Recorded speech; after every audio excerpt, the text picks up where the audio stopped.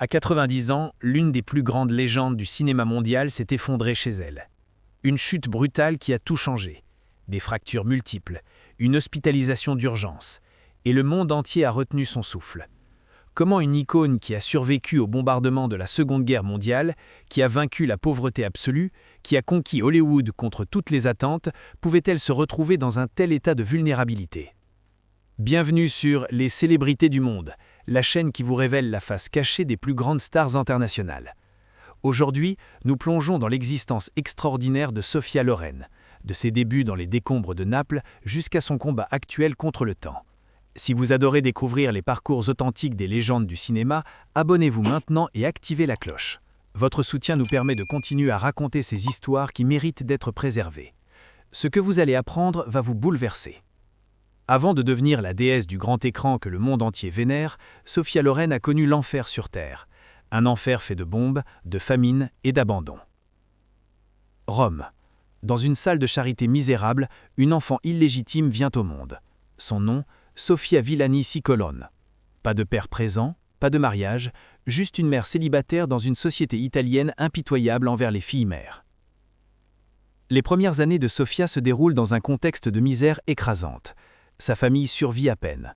Son père biologique refuse catégoriquement de les reconnaître, de les soutenir financièrement ou même d'admettre leur existence. Cette première blessure, celle de l'abandon paternel, marquera profondément la petite fille. Mais le pire reste à venir. Quand la Seconde Guerre mondiale éclate, Naples et ses environs deviennent un véritable champ de bataille. La ville natale de Sofia, Pozzuoli, subit des bombardements incessants. Les sirènes hurlent, les avions rugissent, les explosions secouent la terre. Prenez un instant pour vous abonner maintenant. Votre soutien nous permet de préserver ces témoignages historiques bouleversants. Sofia se souvient de ces années comme d'une période de souffrance, de terreur et de faim absolue. Les rations alimentaires se font de plus en plus rares. La famille se terre dans des abris de fortune pendant que le ciel s'embrase. Certains jours, il n'y a tout simplement rien à manger. Cette famine prolongée a des conséquences directes sur le développement physique de la fillette. Maigre, frêle, presque squelettique, rien ne laisse présager qu'elle deviendra un jour l'une des femmes les plus désirées de la planète. La malnutrition retarde sa croissance, ses os restent fragiles, son corps porte les stigmates de ces années terribles. Face à cette situation désespérée, la grand-mère de Sofia trouve une solution créative et risquée. Elle transforme leur salon en pub clandestin. Sa mère joue du piano, sa tante chante des chansons napolitaines traditionnelles. Les soldats américains stationnés dans la région fréquentent l'établissement pour se détendre et oublier la guerre. Sofia, trop jeune pour servir d'alcool, débarrasse les tables et lave la vaisselle. C'est son premier contact avec le monde du spectacle. Humble, modeste, presque invisible dans l'ombre de ces hommes en uniforme qui rient et boivent pour oublier l'horreur des combats. Chaque jour devient une lutte pour la survie. Simplement atteindre le lendemain représente une victoire. Dans ce contexte de chaos et de destruction, quelque chose se forge à l'intérieur de Sofia. Une détermination inébranlable, une volonté de faire, un refus absolu d'accepter cette vie comme son destin final. Elle se jure secrètement qu'un jour, elle sortira de cette misère.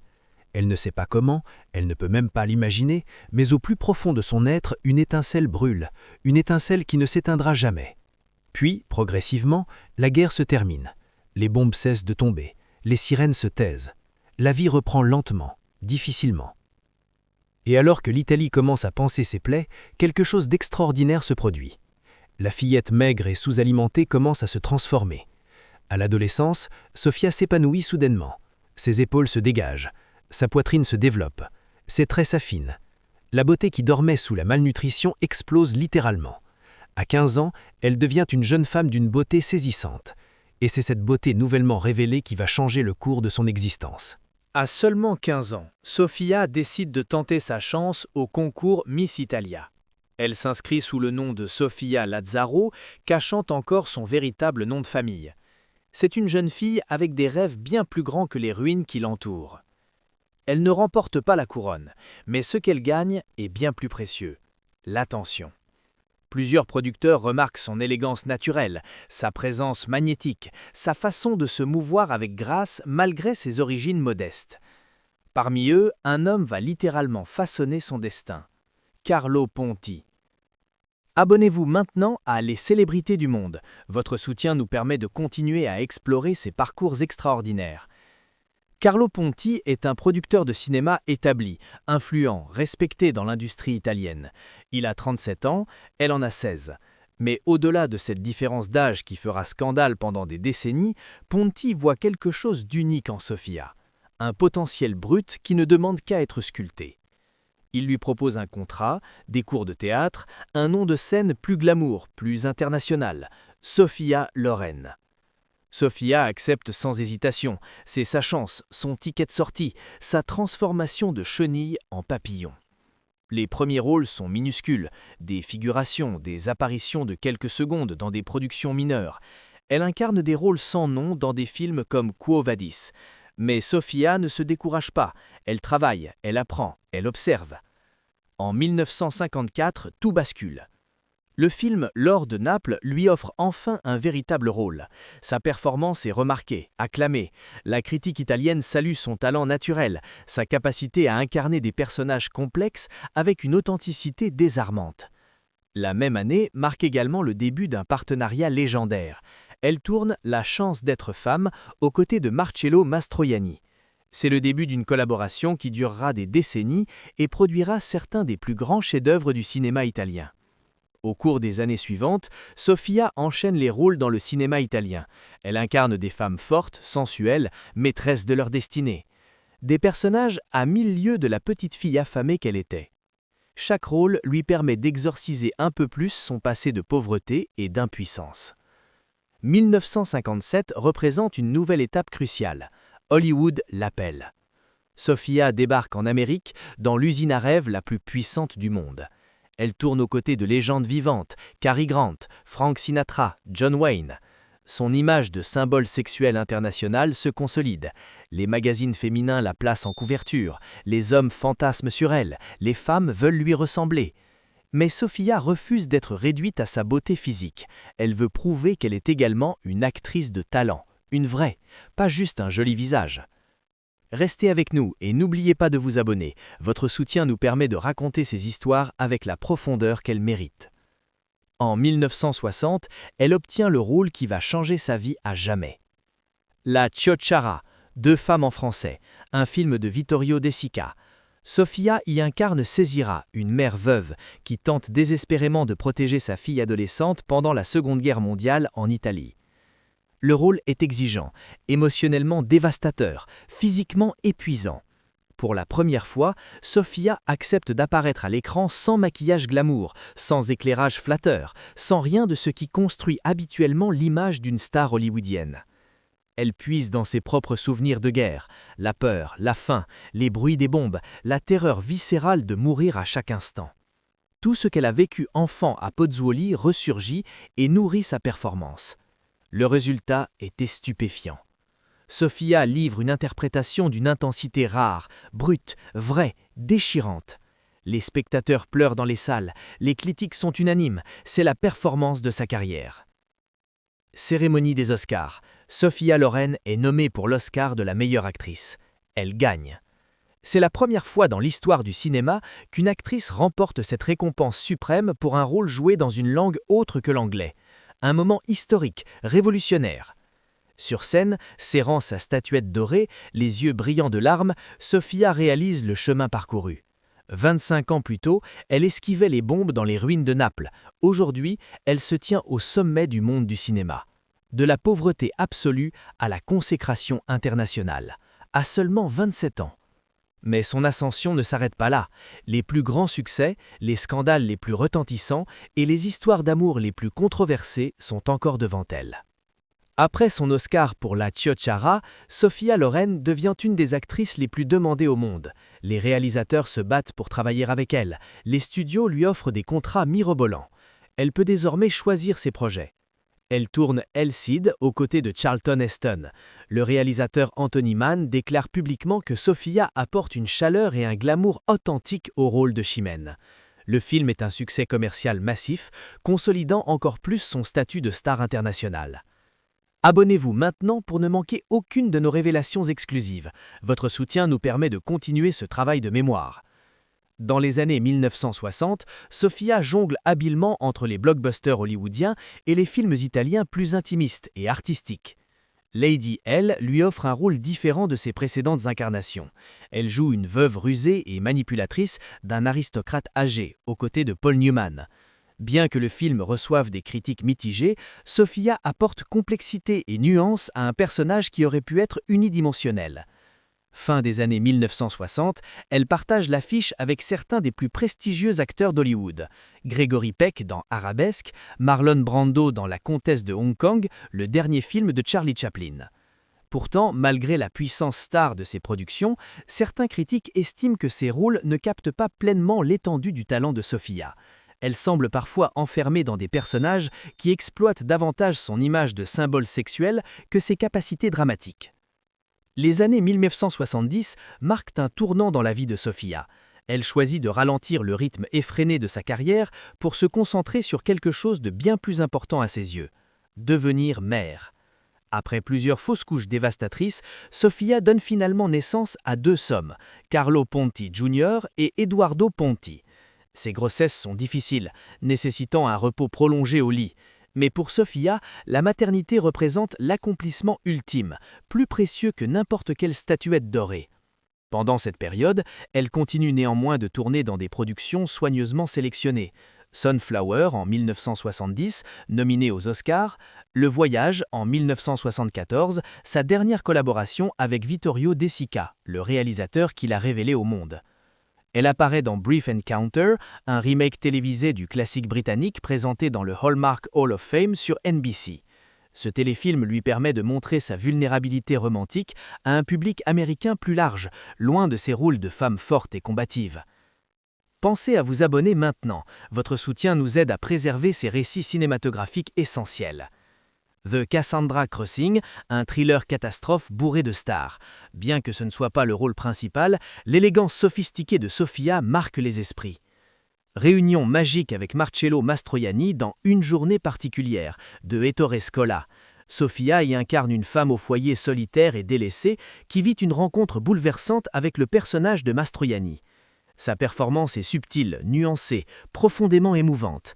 Elle remporte son 7e prix David Donatello, l'équivalent italien de l'Oscar, ainsi que plusieurs distinctions internationales. Le film connaît un succès commercial inattendu aux États-Unis, prouvant que la popularité de Sofia auprès du public américain reste intacte. En entrant dans les années 1980 et 1990, Sofia devient extrêmement sélective. Elle refuse la plupart des offres, privilégiant sa vie de famille et ses autres activités entrepreneuriales. Grumpier Old Man, la suite du succès Grumpy Old Man, elle partage l'affiche avec Walter Matthau, Jack Lemmon et Anne Margaret. C'est son plus grand succès commercial depuis des années, rappelant au public américain qu'elle possède toujours ce charme magnétique unique. Après 15 ans d'absence du cinéma hollywoodien, Sofia fait un retour remarquable dans Nine de Rob Marshall, adaptation musicale du film de Federico Fellini. Elle incarne la mère de Guido Contini, jouée par David Day-Lewis. Même dans un rôle secondaire, sa présence à l'écran est magnétique. Elle rappelle à toute une nouvelle génération pourquoi elle est considérée comme une légende. Sa performance lui vaut une nomination au Screen Actors Guild Award. Mais le rôle le plus significatif de ces dernières années reste à venir.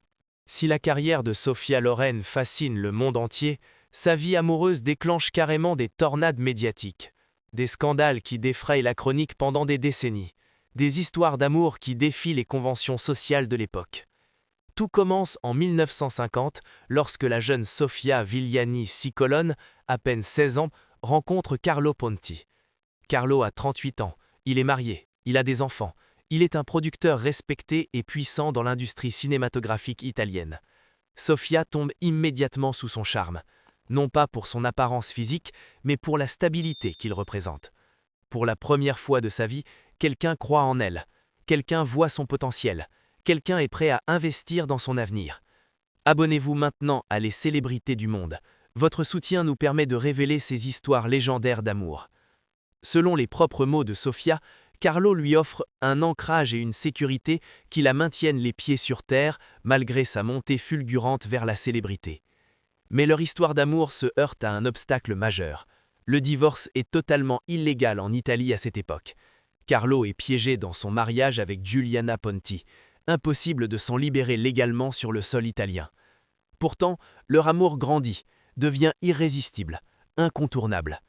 Carlo et Sofia trouvent une solution créative mais controversée. Ils se marient par procuration au Mexique où les lois sur le divorce sont plus souples. Le scandale éclate immédiatement.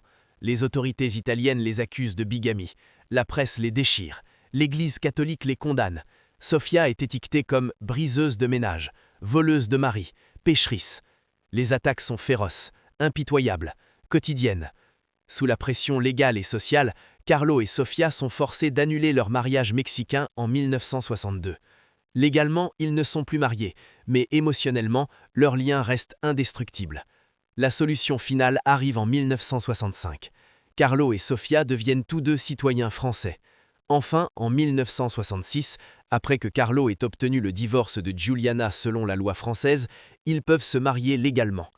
Mais même après leur mariage officiel, les ennuis continuent. Dans les années 1970, le gouvernement italien lance une véritable vendetta contre le couple.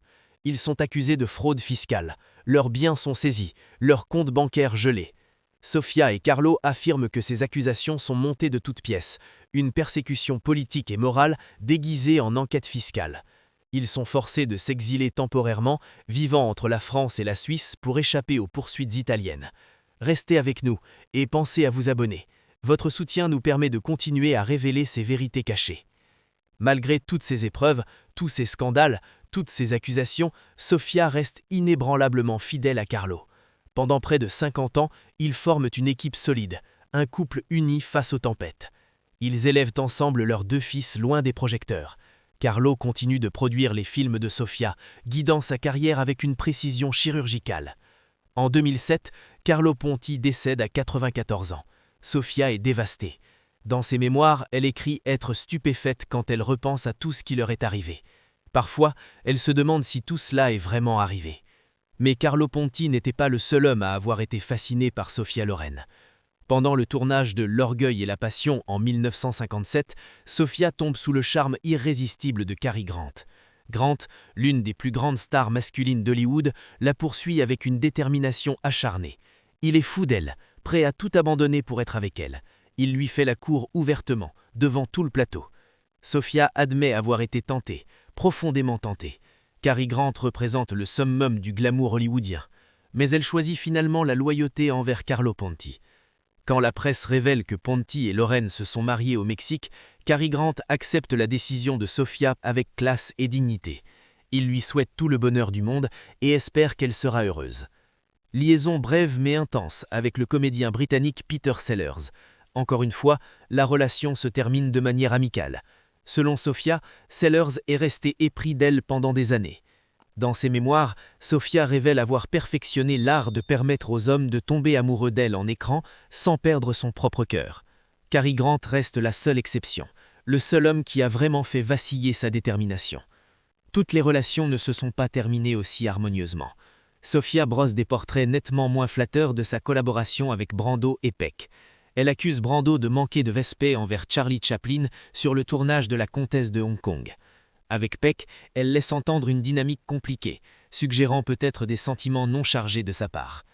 Au-delà des histoires d'amour tumultueuses, Sofia a également noué des amitiés profondes et durables.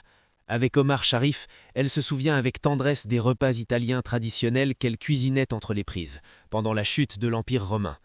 Avec Marcello Mastroianni, elle développe une amitié insuperable à travers 12 collaborations mémorables. Leur complicité à l'écran est palpable, authentique, magique. Abonnez-vous pour ne manquer aucun de nos prochains épisodes exclusifs. Votre soutien nous permet de continuer. Bien que l'héritage de Sophia Loren soit intrinsèquement lié à ses rôles iconiques au cinéma, elle a exploré de nombreuses aventures entrepreneuriales et humanitaires au fil des décennies. Année 1980. Au sommet de sa renommée mondiale, Sofia lance sa propre ligne de lunettes de vue. Les montures élégantes connaissent un succès instantané, mariant mode et fonctionnalité pour ses millions de fans à travers le monde. Elle publie également plusieurs livres de cuisine, dont In Cucina con Sofia, Charquerezone son héritage culinaire italien avec des lecteurs internationaux. Pour Sofia, la cuisine représente bien plus qu'une simple activité domestique.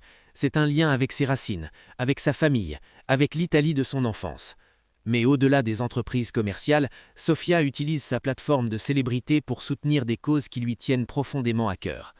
Elle devient une ardente défenseuse du bien-être des enfants et des initiatives de lutte contre la pauvreté à l'échelle mondiale.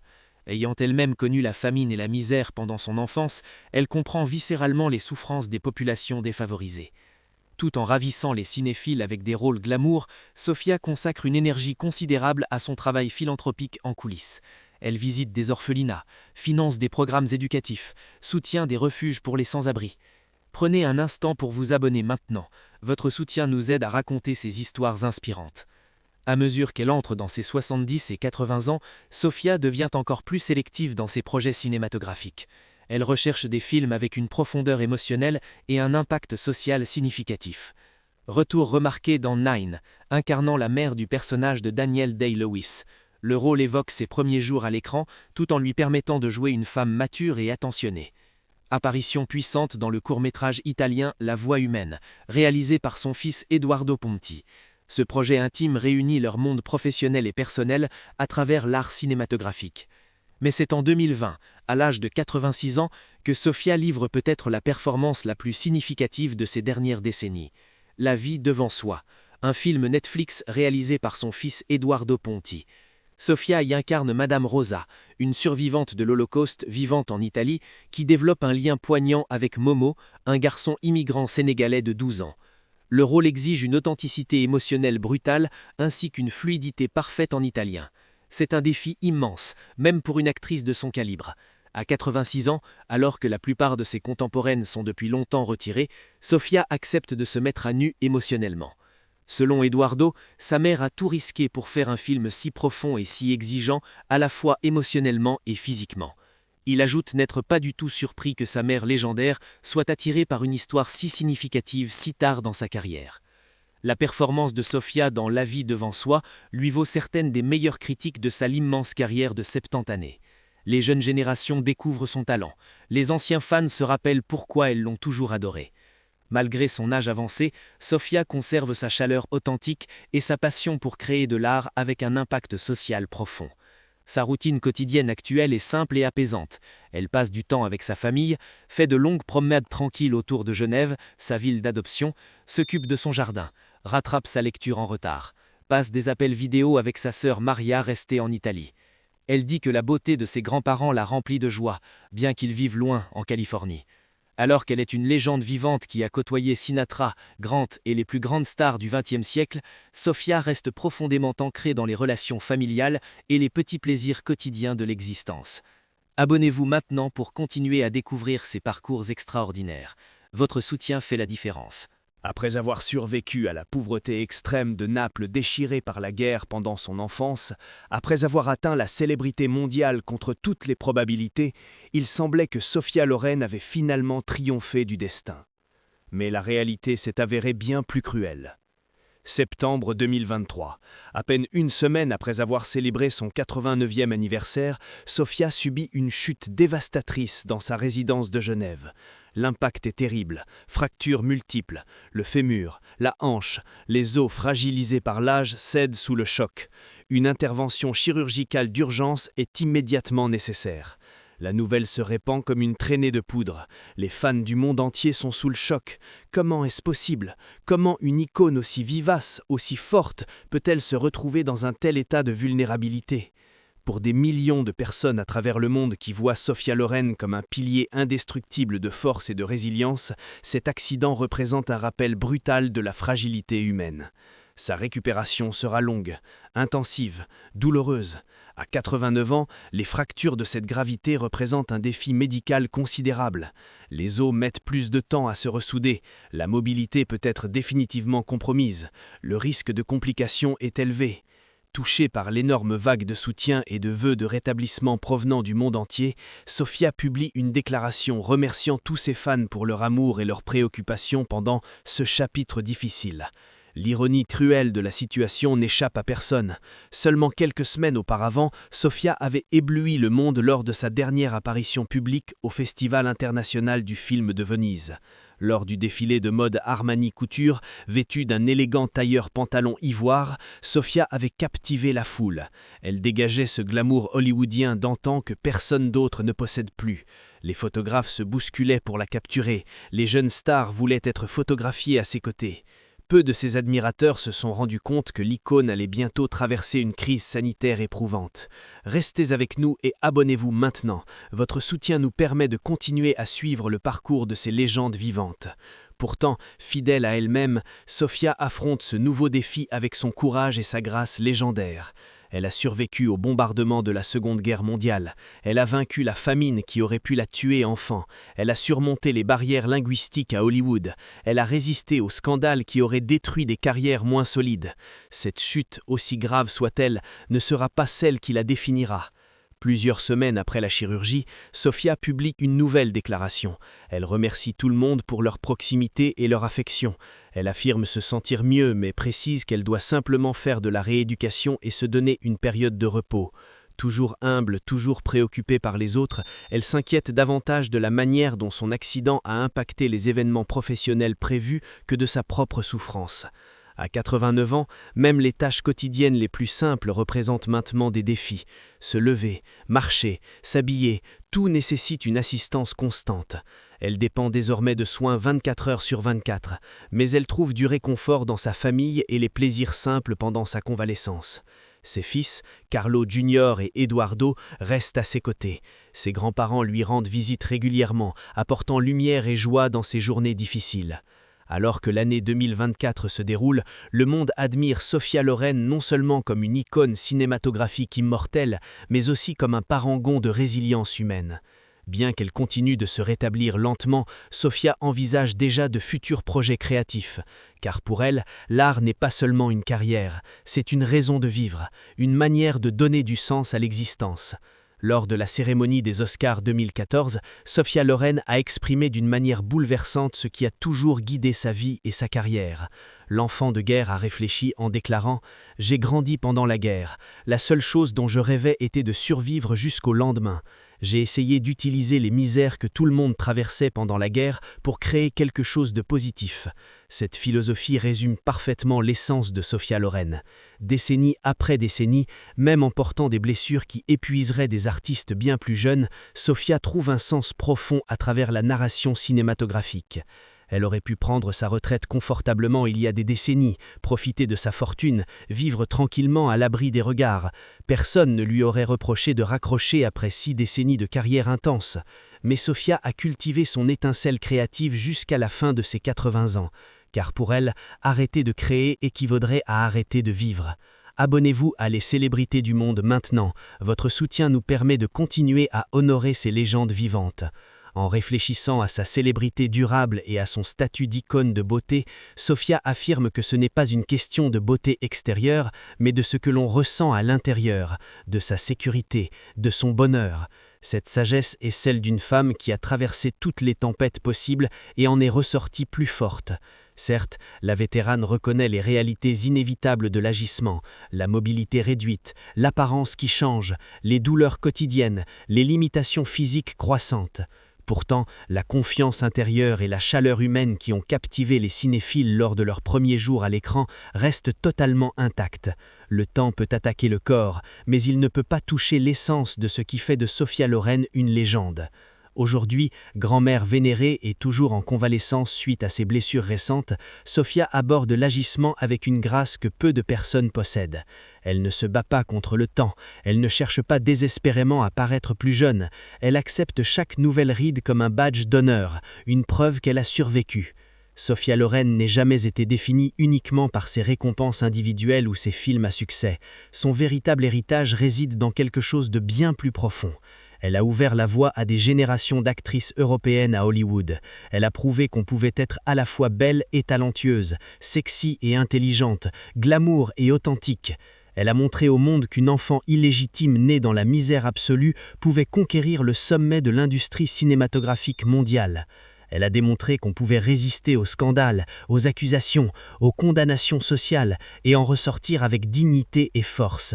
Pour les millions de personnes qui ont grandi à la regarder à l'écran, Sophia Loren représente bien plus qu'une actrice. Elle incarne l'espoir, la résilience, la transformation, la preuve vivante que les origines ne déterminent pas le destin. Dans un monde où les carrières de stars s'éteignent aussi vite qu'elles ont brillé, où les célébrités sont oubliées dès qu'elles cessent d'être rentables, Sophia Loren demeure une exception absolue. À 90 ans, son nom reste synonyme d'élégance, de talent et de force de caractère. Les nouvelles générations continuent de découvrir ses films, les écoles de cinéma étudient ses performances, les jeunes actrices la citent comme leur inspiration. Son impact culturel transcende les époques et les frontières. Pour continuer à découvrir ces histoires inspirantes, abonnez-vous maintenant, votre soutien fait toute la différence. De la fillette affamée esquivant les bombes dans les ruines de Naples à la déesse du grand écran célébrée mondialement, le parcours de Sophia Loren ressemble à un conte de fées. Sauf que les contes de fées ne comportent généralement pas de traumatisme de guerre, de scandales publics, de persécutions légales ou de chutes dévastatrices à 89 ans. L'histoire de Sophia est bien plus qu'une success story hollywoodienne. C'est un témoignage sur la capacité humaine à transcender les circonstances les plus terribles, sur le pouvoir de la détermination, sur la beauté de la résilience. Aujourd'hui, alors qu'elle continue sa rééducation dans sa résidence de Genève, entourée de l'amour de sa famille, Sophia Loren nous rappelle que la grandeur ne se mesure pas uniquement aux trophées accumulés ou aux films tournés. Elle se mesure à la manière dont on traverse les épreuves, à la grâce avec laquelle on vieillit, à l'impact qu'on laisse sur le monde. Sophia Loren a survécu à une guerre mondiale, à la pauvreté extrême, aux scandales, aux persécutions, aux tragédies personnelles. Et maintenant, à 90 ans, elle continue de se battre avec la même détermination qui l'a toujours animée. Son histoire n'est pas terminée. Tant qu'elle respire, tant qu'elle crée, tant qu'elle inspire, Sophia Loren demeure une force de nature. Alors, que pensez-vous de Sophia Loren? Son parcours vous inspire-t-il? Laissez un commentaire pour nous le faire savoir. Et surtout, abonnez-vous à Les Célébrités du Monde pour continuer à découvrir les histoires vraies des plus grandes légendes du cinéma. Votre soutien nous permet de continuer ce travail de mémoire essentiel. Merci de nous avoir accompagnés dans ce voyage extraordinaire à travers la vie de Sophia Loren.